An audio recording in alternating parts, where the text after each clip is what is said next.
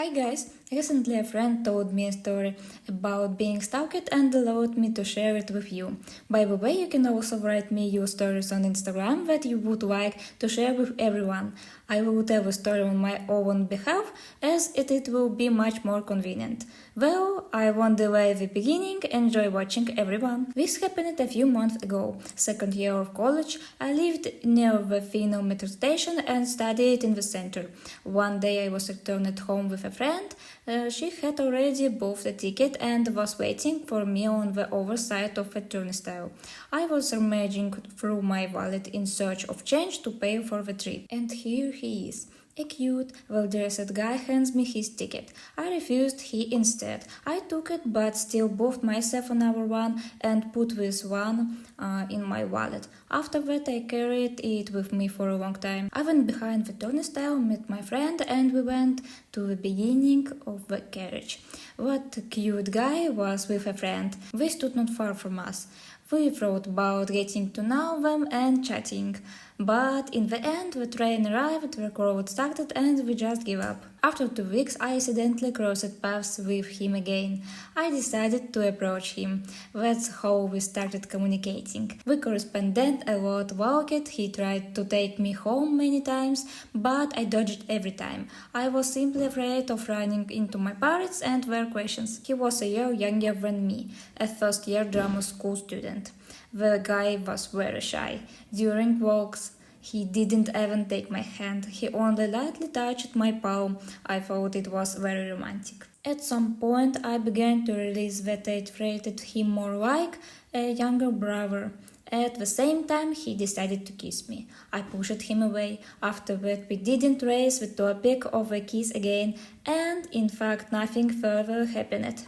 I periodically came to him to play board games and watch movies. One day we drove together to his and his friend's apartment. At some point I realized that we were alone. The front door was closed, there were no keys in the door.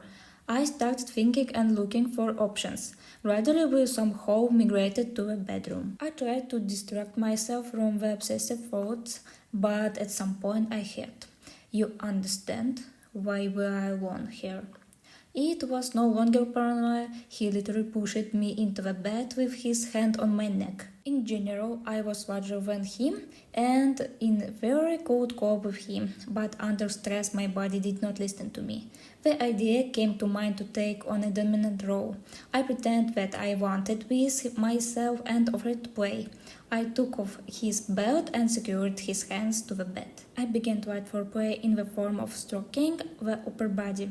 I found some kind of rag, blindfolded him and told him that I needed to get ready. Then I quickly put on my sneakers, jumped out of the window, it was the first floor, and ran to the metro.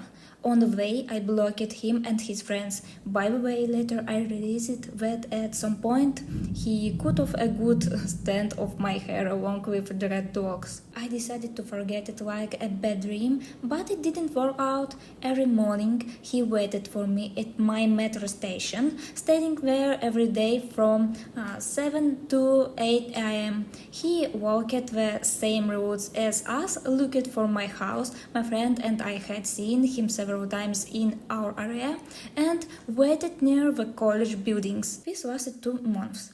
I often skipped college to avoid meeting him. Now I noticed him much less often, but he still follows me, creates fake accounts to follow me on the internet. This is where the story ends. I really hope this guy finally leaves her alone. Write what you think about this, what safety tips you can give to my friend. Also, don't forget to subscribe to my channel and like it. Write to me your stories, I will be very interested in reading them. And that's all, see you soon.